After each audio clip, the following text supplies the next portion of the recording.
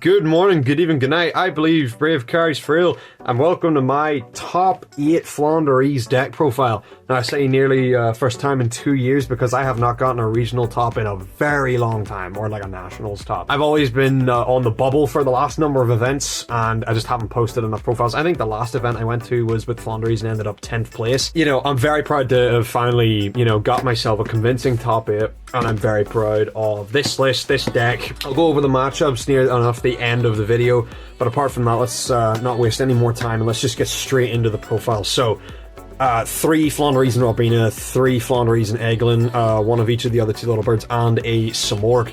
So this is all pretty standard, maybe except for the little Smorg guy.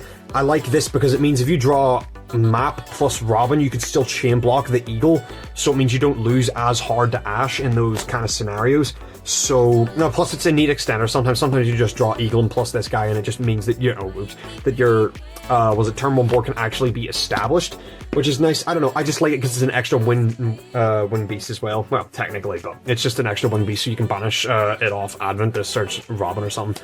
And then for the big birds, we're playing only 2 MP, an Ariza, and a what do you call it? Apex Avian. Alright, my mind's slipping. So we're playing this lineup because I didn't want to play a 3rd MP because I couldn't justify like putting Swallow's Kyrie in this list, right? Like, I just wanted to make this list based around as many auto-win buttons as possible so I could break my opponent's board going second as quickly as possible and set up my own board.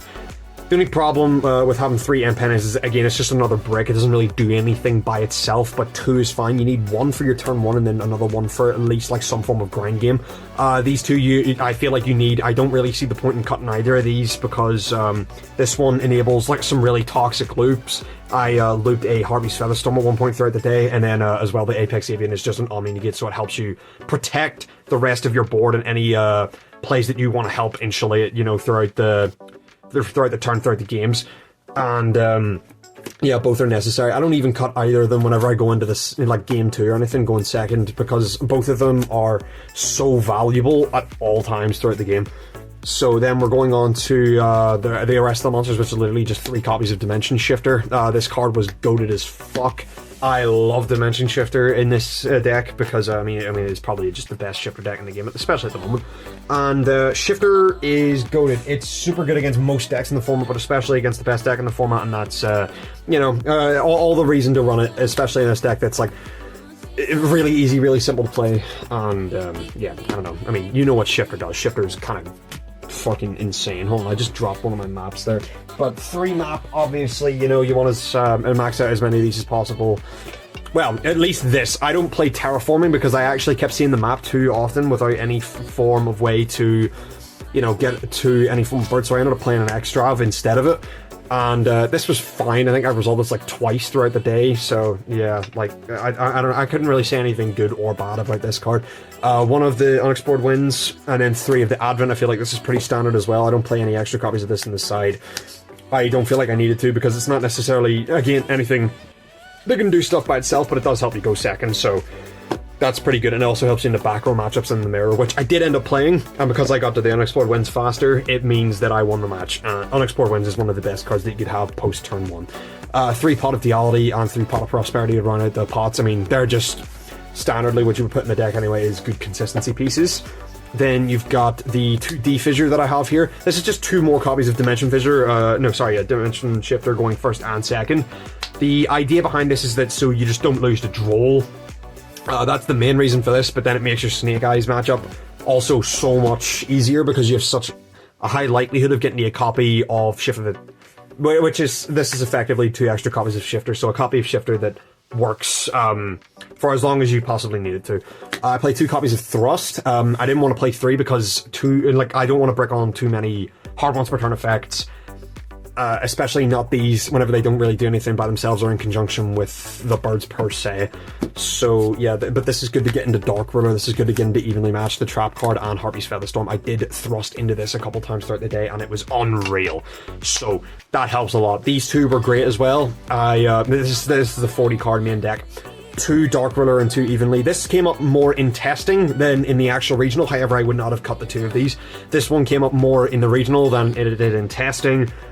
Evenly is absolutely insane, especially at 2 copies in the main deck. I was originally running 1 at each at 1, and the second copy definitely helped me see them more and break boards more easily. I love these two in the main deck for 2 copies. I do play more copies in the side deck. We'll get to that in a second, though.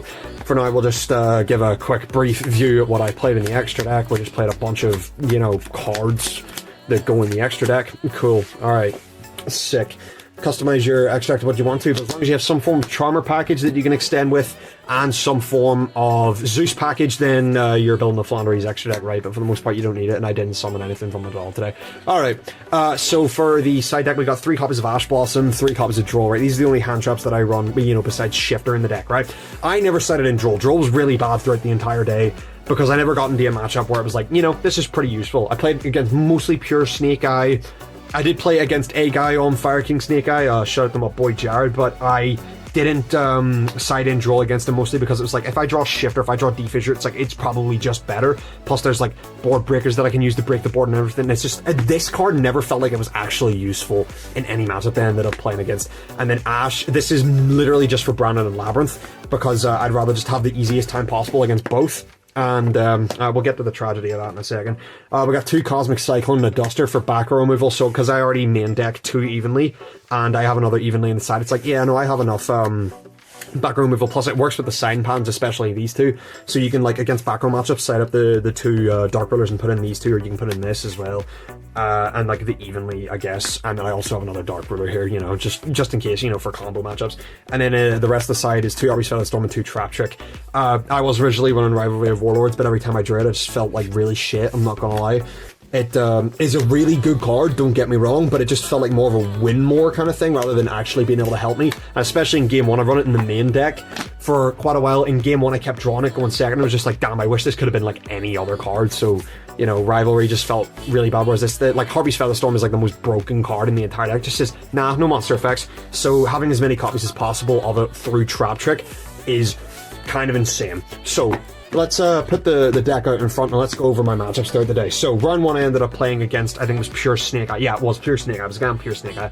And that was a closer set of 3 than I wanted it to be. In game 2 he cross-outed my Dimension Shifter, but it was fine because game 3 we just brought it back anyway. So, you know, I mean, and this deck has a, like, if you draw your engine, this deck has a really good matchup into, like, the Snake Eye, especially the pure variant, because it doesn't really do a lot against literally just an MPEM. But they can get the, like, the synchros and everything, but you have the trap card to just book everything that could get into a synchro, so it's fine. Then round 2 I ended up playing against the Flu Mirror, and that went fine. I 2-0'd the guy who was playing Flu. I ended up getting the unexplored wins faster than he did both games, but I did go second both games. So that was a real uphill battle for me, but here, you know, it is what it is. And then round 3 I played against, oh god, what did I play against? Was it Fire King Snake Eye or Pure Snake Eye?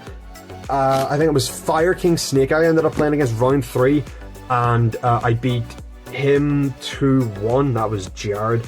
I played, so game 1 he Veilers my Eglin. I have no way to extend, and I just thrust into Featherstorm and just survived the turn, and then the next turn I just sort of kill him because I have Robina in hand plus the map on field.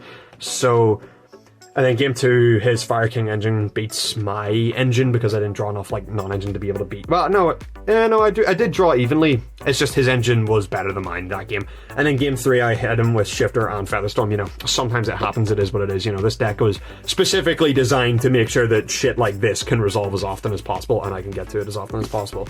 So it feels really bad, especially sitting against one of the guys that you have to, you know, hit them with the sacky bullshit wins. And then round 4 I played against, oh no, I played against Phantom Knight Adventurer Horse. This guy was sick. Shout out to Sean. I might actually have to do a deck profile on that at some point soon. That deck was sick. It's really invigorated my want to play PK. But he set up this insane turn 1 board of like Griffin, Double Fog Blade, SP with I don't know, there was another bit of interaction. Oh yeah, sorry, the Fog Blade that could summon into the Break Sword underneath the Body Stone. So he had like one hell of a real board. Like, it was really nuts.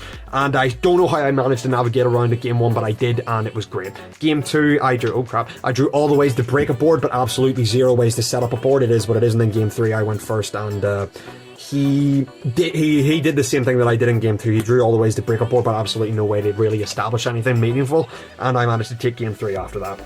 And then round 4 I played against Pure Snake Eye. No, sorry, round 5 I played against Pure Snake Eye. That's my guy Ray. And per man got 2-0'd by me just wanting the win more again, you know, with shit like Shifter and the Harvey's Featherstorm. It was a real sack fest. Like, in game 1, I prospeed into a Featherstorm after I set up my turn 1 board of the N-Pen plus the trap card, and it was just like, yep, I didn't really need any other like things to extend, so I was just like, yep, fuck, take the Featherstorm, take the other one. And then game 2, I Shifter him, he has no way to respond to me on my turn, I just set up my combo, it's like, it is what it is. Round 6 and 7, however, where the story goes a little bit sour, but it's fine, we still got our top 8, so it's okay. But round 6 and 7, I played against 2 Labyrinths, and I drew unplayable all 5 games that I played against them. Round 6, I played against the guy, he was the one who won the regional, you call him Ben, he was pretty chill.